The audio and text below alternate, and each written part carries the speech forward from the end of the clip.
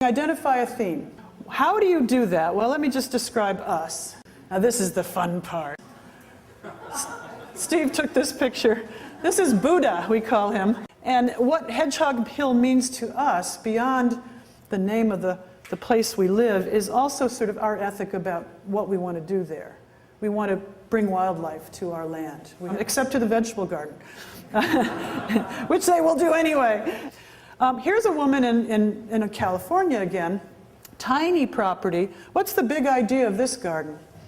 Ruin, right? She found a derelict garden with these old, huge concrete walls that might have been part of another building. And rather than tearing them down, she said, whoa, this is kind of nice. And she went in and she decorated them and she added to them and added little apses and left some of the ruins beyond and made it into a really special garden. And so when you have a big idea, an overriding idea or a theme to your garden, it can become a litmus test for what you do there, how you handle it. You can keep going back to it as sort of the master plan inspiration that will keep you constantly interested in making that place better and making it live up to that big idea. You can also have lots of little big ideas. This is my parents' landscape. So this was where my children, when they were little, really spent all their summers, you know, a couple of weeks of every summer. And this, what you're looking at, is something my mother created. This is Max, my son's name, Lindsay, Charlotte. All the 22 grandchildren have something they've made to put down as a tread on one of the upward slopes that my mother has a garden on.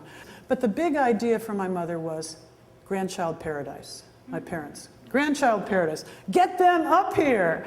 So that's what they did, and everything is really about that. This is their front garden. There are lots of little things all the way through. There's gate art.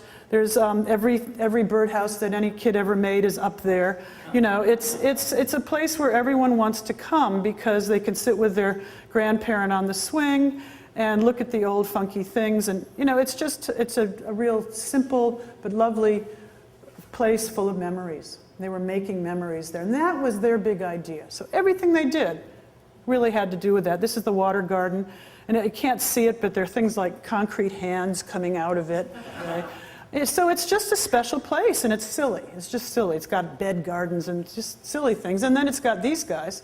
Aren't they great? This is, let's see, Leslie, Julie, Betsy, Peggy.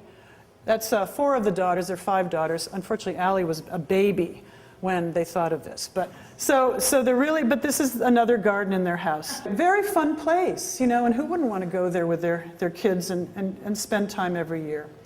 Another big idea garden is this little one in California, which really was all about the client loved culinary things, and yet he had a tiny little California backyard.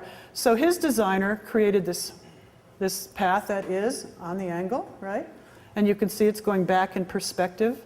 There's a place to eat outside. There's this wine cellar right here. There's a living room out here. And then there's all of this is vegetable garden. So it's all about living outside happily and eating well and gustatory delights.